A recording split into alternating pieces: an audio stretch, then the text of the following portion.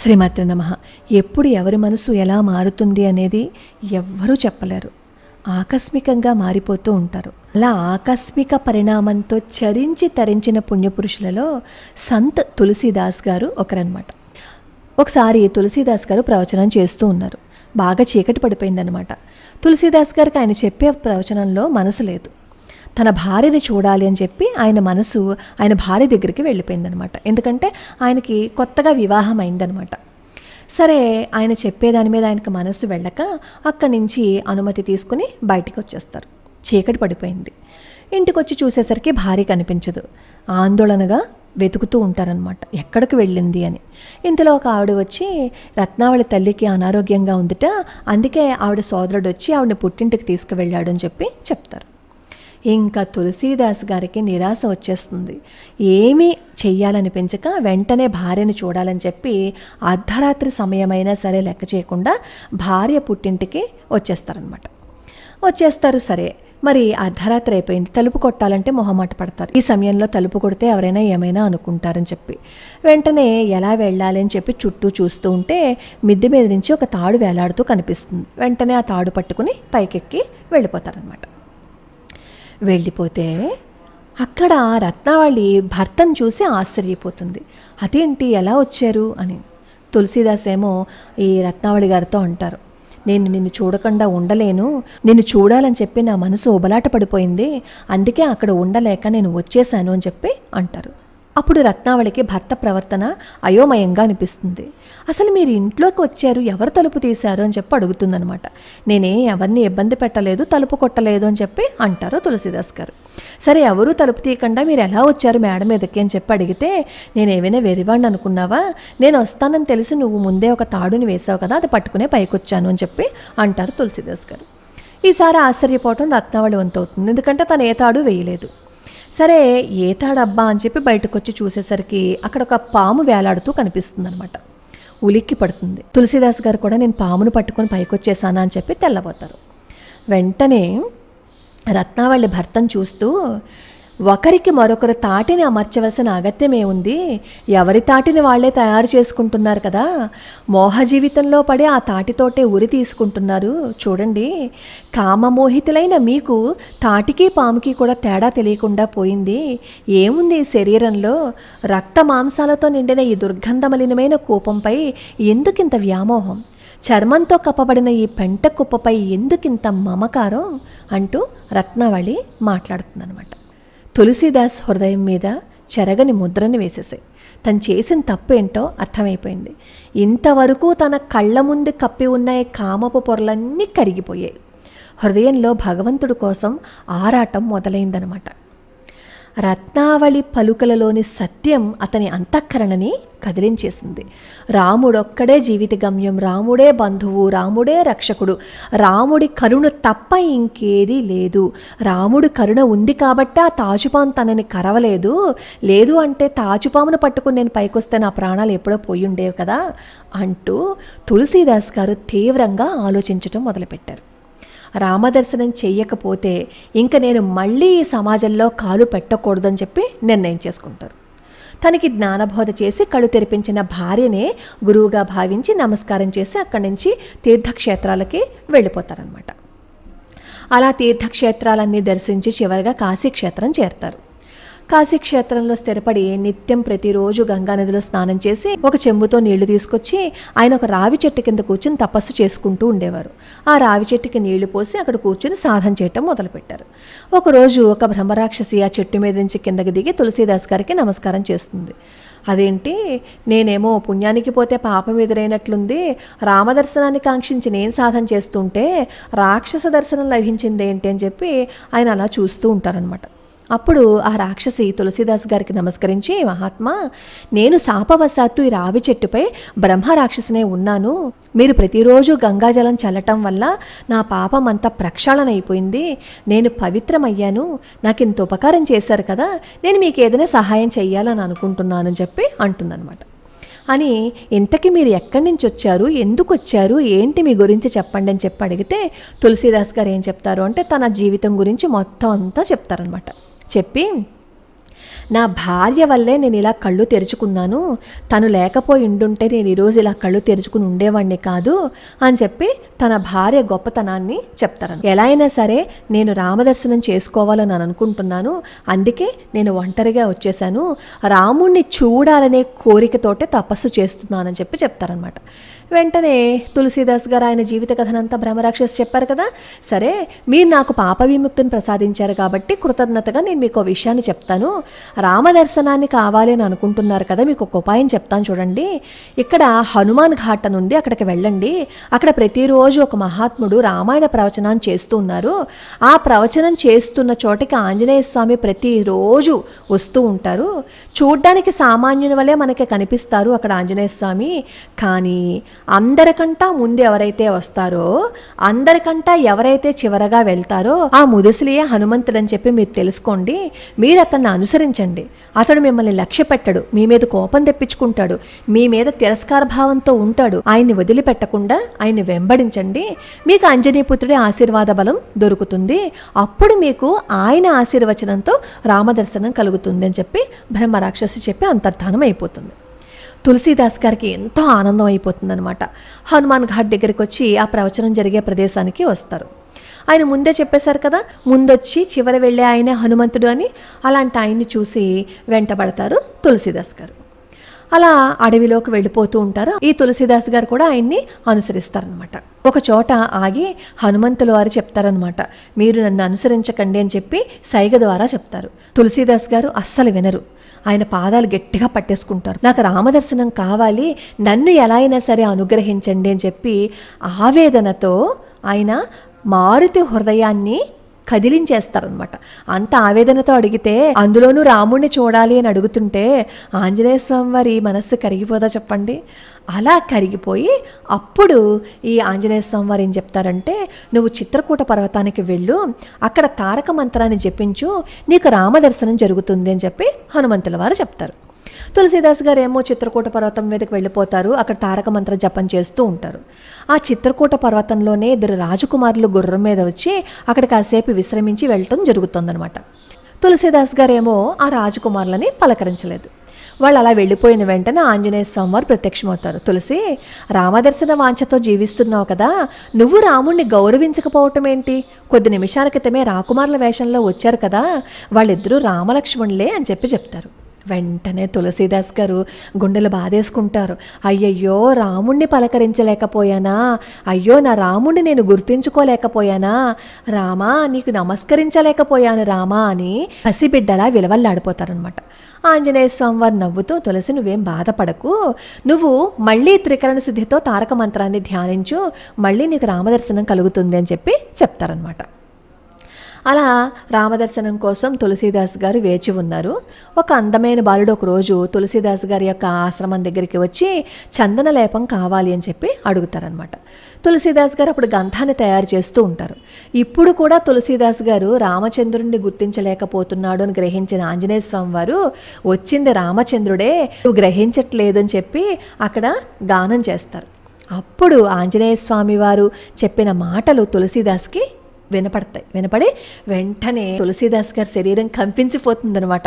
ఎదురుగుండా ఉన్నది శ్రీరామచంద్రమూర్తి అన్నప్పుడు ఆయన ఇంక ఎలా ప్రవర్తిస్తారు చెప్పండి. నేత్రాలు అశ్రుపూరితాలైపోయాయి.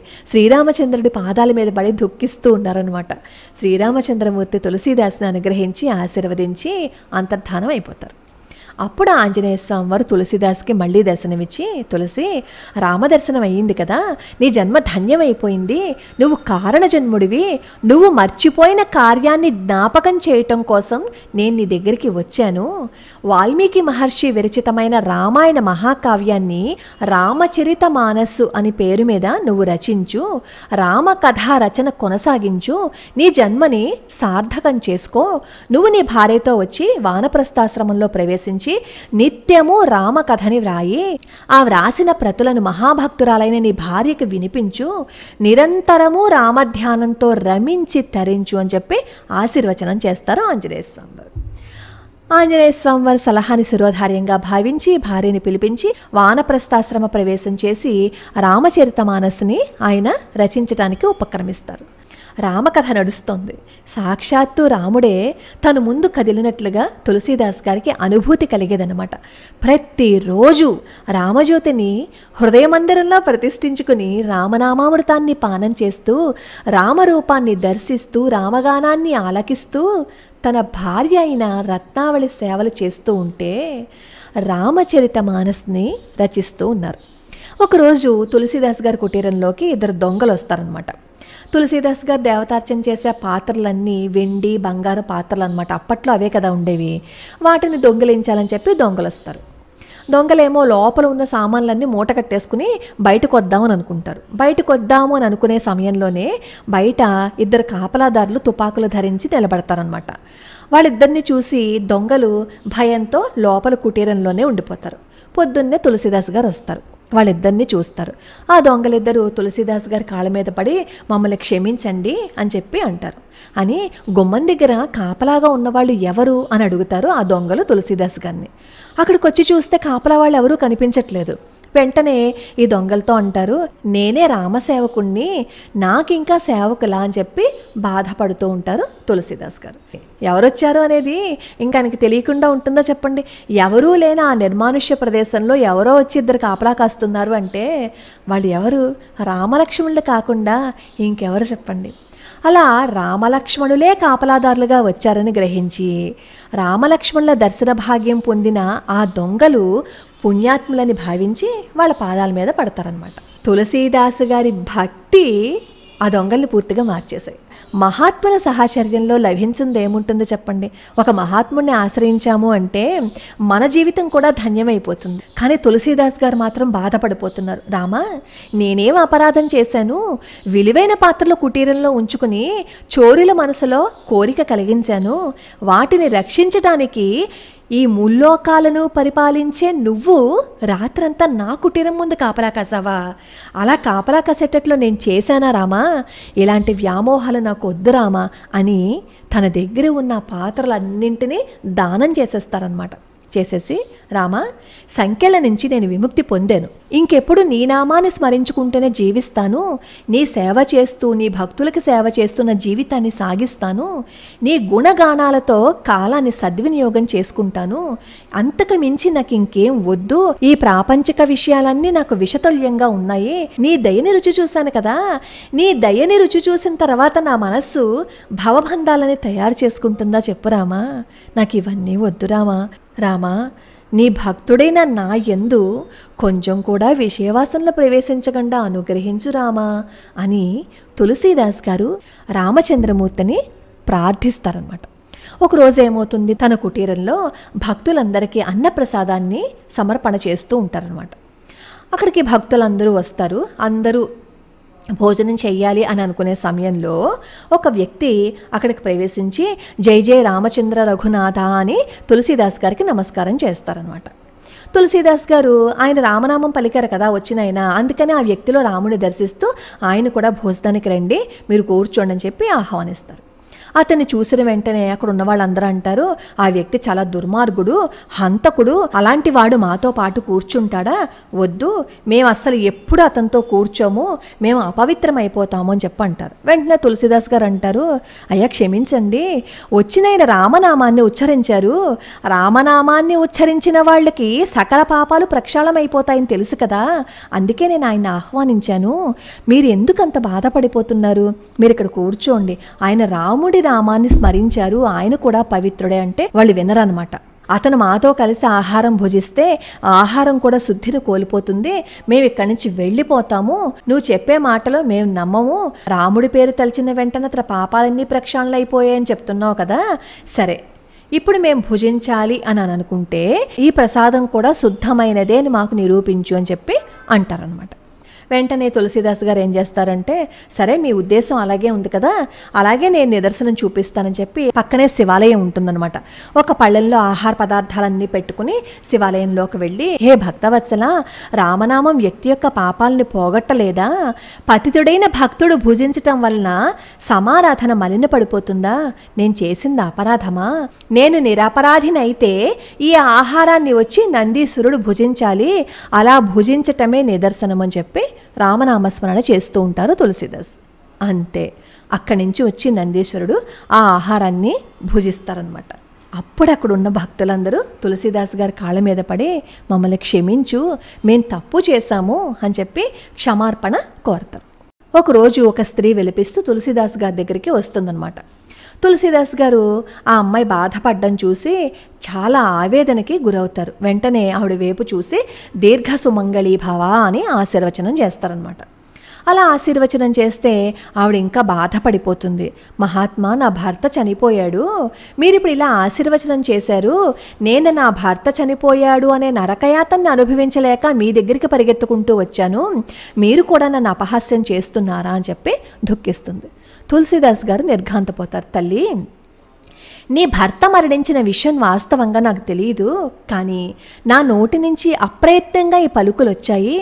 రాముడే నా చేత అలా పలికించాడు. రాముడి అమృత వాక్కులు వృధా కావటానికి వీల్లేదు.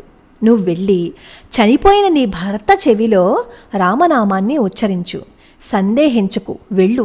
విశ్వాసంతో వెళ్ళి రామ రామ రామ రామ రామ రామ అంటూ నీ భర్త చెవిలో చెప్పు, రామ మహిమ అపారము అని చెప్పి అంటారనమాట. ఆ అమ్మాయి పరిగెత్తుకుంటూ ఇంటి దగ్గరికి వచ్చేసి తన భర్త చెవిలో రామ రామ రామ రామ అని విశ్వాసంతో ఉచ్చరిస్తుంది. అంతే, భర్త నిద్ర నుంచి లేచినట్లుగా లేచి కూర్చుంటాడు. అందరూ ఆశ్చర్యపోతారనమాట. అప్పుడు అందరూ తులసీదాస్ గారి దగ్గరికి వచ్చి నమస్కరిస్తారనమాట.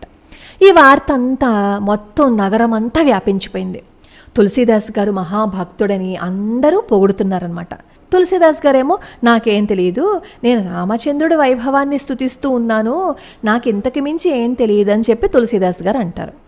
అయినా తులసీదాస్ గారిని దర్శించుకోవటం కోసం ఎక్కడెక్కడి నుంచో భక్తులు తండోపతండాలుగా వచ్చేస్తూ ఉన్నారనమాట. తన దగ్గరికి వచ్చే భక్తులకి రామనామ వైభవాన్ని చెప్తూ ఉండేవారు. అలా నిష్కల్మషమైన ప్రవర్తనతో నిరాడంబర జీవనంతో అందరినీ ఆకర్షించారనమాట. అయితే ఈ విషయం షాదుషాకి తెలుస్తుంది. రామనామ ప్రభావంతో చనిపోయిన వ్యక్తిని తులసీదాసేమో బ్రతికించాడంట అని. వెంటనే ఈ షాదుషా ఏం చేస్తారు అంటే ఈ తులసీదాస్ని ఆస్థానానికి పిలుస్తారు. పిలిచి, నేను మిమ్మల్ని చాలా పొగుడుతున్నాను, మీరు మహాత్ములంట, మీరు చూపించిన అపార మహిమ మేం కూడా విన్నాము, మాకు చాలా ఆనందం కలిగింది, ఇప్పుడు మీరు చేసిన మహిమని మేము చూడాలి అని అనుకుంటున్నాము, కాబట్టి మళ్ళీ మీరు ఇక్కడ మహిమను చూపించండి అంటారనమాట. వెంటనే తులసీదాస్ గారికి నవ్వొస్తుంది. ఎంత పిచ్చిగా మాట్లాడుతున్నాడు ఈ షాదుషా, భగవంతుడి నుంచి ఆవిర్భవించిన అనుగ్రహాన్ని చౌకబారు ప్రదర్శనలని భావిస్తున్నాడా, నేను ఇక్కడ ప్రదర్శించాలా మహిమని, ఎలా మాట్లాడుతున్నాడో చూడని చెప్పి ఆయన నవ్వుకుంటారు. సార్వభౌమ, క్షమించండి, మీరు నన్ను గూర్చి విన్నది నిజం కాదు, నేను ఒక అమాయకుణ్ణి, రాముడి పాదాలు తప్ప నాకు ఇంకోటి తెలియదు, సదా రామధ్యానంలోనే నేను కాలాన్ని గడుపుతున్నాను, నిరంతరము రామ కథా రచనా వ్యాసంగంలో నేను కాలక్షేపం చేస్తున్నాను, నా దగ్గర మాయలు మహిమలు ఇవేం లేవు, నా ద్వారా గతంలో అలాంటివి ఏవైనా జరిగితే అవి నేను ప్రయత్నపూర్వకంగా చేసినవి కాదు, రాముడే నా ద్వారా అలా చేయించాడు, నన్ను పనిముట్టిగా గ్రహించి ఆయన ఆడిన ఆట ఇది అని చెప్పి చెప్తారనమాట. మీ మనసుని బాధ పెడితే నేను క్షంతవ్యుణ్ణి అని నమ్రతతో చెప్తారనమాట. వెంటనే షాదుషాకి కోపం వస్తుంది, అభిమానం దెబ్బతిందనమాట. అతనిలో అహంకార జ్వాల ప్రజ్వలించింది. నువ్వు నా మాట నిరాకరించావు కదా అని, నువ్వు నన్ను ఇంత చులకం చేసి మాట్లాడతావా, నేను చెప్పిన మాట నువ్వు వినవా అని చెప్పి కోపంగా చూస్తాడనమాట తులసీదాస్ వైపు. క్రోధం వచ్చేస్తోంది, ప్రతీకారం చెలరేగిపోతోంది. తులసీదాస్ గారిని సమీపించి, ఓహో, నీ సాహసం ప్రశంసనీయమైందే, నేను చక్రవర్తిని అనే మాటను కూడా నువ్వు విస్మరించేశావు, అధిక ప్రసంగం చేశావు, నాకే నీతులు బోధిస్తున్నావా నువ్వు, సరే నువ్వు ఇలా చేసావు కదా, ఊహించని పరిణామం వస్తుంది చూడు, నలుగురు అమాయకులేమో నిన్ను చుట్టుముట్టి భక్తుడని కీర్తించగానే నీకు అహంకారం వచ్చేసింది, నువ్వెలా నీ మహిమలు ప్రదర్శించవో నేను చూస్తాను అని చెప్పి సేనాపతిని పిలిచి ఈ తులసీదాస్ గారిని స్తంభానికి కట్టి కొరడాతో కొట్టమని చెప్పి చెప్తారనమాట. అక్కడ రాజభవనంలో స్తంభానికేమో తులసీదాస్ గారిని బంధిస్తారు. బంధిస్తే జనులందరూ చుట్టూ చేరి ఏడుస్తూ ఉంటారనమాట. తులసీదాస్ గారి కళ్ళు మాత్రం అలా మూసుకొని రామనామామృతాన్ని పానం చేస్తూ ఉన్నారు. సేనాపతేమో కొరడ ఝుళిపించాడు. అంతే, అక్కడ అత్యద్భుతమైన మహిమ అప్పుడు ప్రదర్శింపబడిందనమాట. ఎవరొచ్చారో తెలుసా? రాజభవనమంతా మనిషి ఎత్తుగల వానరాలు నిలిచిపోయి ఉన్నాయి. ప్రతి రాజభటుడి వెనకాల ఖబర్దార్, ఒక్క దెబ్బ తులసీదాస్ మీద పడితే జాగ్రత్త అన్నట్లుగా ఒక్కొక్క రాజభటుడి వెనకాల ఒక్కొక్క వానరం అనుసరించి ఉందన్నమాట. తులసీదాస్ నేత్రాలు తెరిచి చూస్తారు. హనుమంతుడు విశ్వరూపం ధరించి దర్శనమిస్తున్నట్లుగా భావన స్ఫురిస్తుంది. రామభక్తుడైన తనని హనుమంతుడు రక్షించపోతే ఇంకెవరు రక్షిస్తారు చెప్పండి? తులసీదాస్కి స్వయంగా ప్రతి క్షణం ఆంజనేయ స్వామి చుట్టూ తిరుగుతూ ఆయనకి మార్గదర్శకాన్ని చూపించిందే ఆంజనేయ స్వామి వారు కదా. అలాంటి తులసీదాస్కి అంత ఇబ్బంది ఏర్పడుతూ ఉంటే ఆంజనేయ స్వామి వారు ఊరుకుంటారా? అందులోనూ రామభక్తుడికి ఇలాంటి అవమానం జరుగుతుంటే ఆయన ఊరుకుంటారా? అలా ఆంజనేయ స్వామి వారు ప్రత్యక్షం అయ్యేసరికి తులసీదాస్ హృదయం ఆనందంతో పొంగిపోయింది. నేత్రాలు ధారా ప్రవాహంగా ఆనంద బాష్పాలని రాల్చాయి. తులసీదాస్ గారు హనుమంతుడికి నమస్కరించి, జయ హనుమాన జ్ఞానగుణ సాగర, జయ కపీ సతిహు లోకవు జాగర, రామదూత అతులిత బలధామ అంటూ స్తుతిస్తూ గానం చేశారు. ఆ అమృత గానమే హనుమాన్ చాలీసా. భారతదేశంలో కొన్ని లక్షల మంది నిత్య పారాయణ చేసే హనుమాన్ స్తుతి అది. అప్పుడు షాదుషా గారు ఏం చేస్తారు అంటే తులసీదాస్ గారి పాదాల మీద పడి ఆయన బంధనాలని తొలగించి, నన్ను క్షమించండి, తులసీదాస్ గారి కాళ్ళు పట్టుకుని వేడితే అక్కడ ఉన్న వానర సమూహం అంతా అదృశ్యమైపోతుందన్నమాట. ఇలా ఎన్నో మహిమలు జరిగాయి. ఆయన రామచరితమానస్ రాసేసిన తర్వాతే హనుమాన్ చాలీసా రచన జరిగింది అని చెప్తూ ఉంటారు. వాల్మీకి రామాయణాన్ని హిందీలో రామచరితమానస్సు అనే పేర రచింపచేసి ఆ పవిత్ర గ్రంథాన్ని అయోధ్యలో పూర్తి చేశారు. తులసీదాస్ గారు 125 సంవత్సరాల సంపూర్ణ జీవితాన్ని కొనసాగించినట్లుగా చెప్తూ ఉంటారు. ప్రతి నిత్యం రాముడి పాదాల మీద ఆయన మనస్సుని లగ్నం చేస్తూ రామనామస్మరణ చేస్తూ ఉన్నారు కాబట్టే ఆంజనేయ స్వామి వారు తులసీదాస్ గారి వెనక అలా రక్షగా నిలిచారు. మనం కూడా ప్రతినిత్యం రామనామస్మరణ చేస్తూ ఉన్నాము అని అనుకోండి, ఎక్కడ రామనామస్మరణ జరుగుతూ ఉంటుందో అక్కడ ఆంజనేయ స్వామి వారు ఉంటారు. ఆంజనేయ స్వామి వారి అనుగ్రహం కావాలి అంటే మనం నిత్యం రామనామస్మరణ చేస్తే సరిపోతుంది అని మనకి తులసీదాస్ గారి చరిత్ర ద్వారా తెలుస్తుంది. ఈరోజు హనుమ జయంతి సందర్భంగా అటువంటి గొప్ప రామభక్తుడి చరిత్రని తెలుసుకునే అవకాశము అదృష్టము వచ్చింది. ఏ భక్తుడి చరిత్ర తెలుసుకోవాలి అన్నా వినాలి అన్నా వాళ్ళ ఆశీస్సులు ఉంటే గానీ వినలేం. అలాంటి ఆశీస్సులు మనకి ఈరోజు వచ్చాయి కనుకే తులసీదాస్ గారి చరిత్రని ఈరోజు మనం విన్నాం. లోకా సమస్తా సుఖినో భవంతు, సర్వే జనా సుఖినో భవంతు.